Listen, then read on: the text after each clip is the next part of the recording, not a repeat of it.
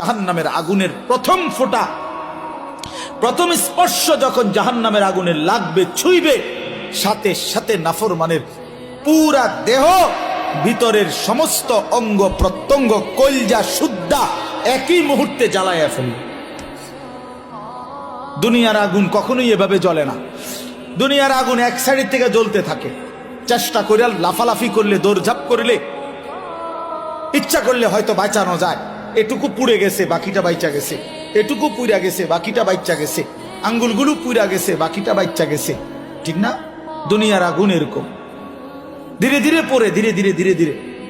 কিন্তু আল্লাহর কসম, আল্লাহ কোরআনে বলছে, জাহান্নামের আগুন যখন প্রথম সেকেন্ড স্পর্শ করবে, কলজা সুদ্ধা ভেতর বাহির পুরাটা একসাথে প্রথম মুহূর্তেই জ্বালায় ফেলে। লাভ দিবেন, দৌড়াবেন না। ইন্নাহা আলাইহিম মুসাদা ফি আমাদিম মুমাদ্দাদা। আল্লাহ বলেন, আগে জাহান্নামের মোটা খুঁটিতে বান দেওয়া হবে, এরপরে আগুন জ্বালানো। হ্যাঁ, এটা কোরআন শরীফের আয়াত। খুযুহু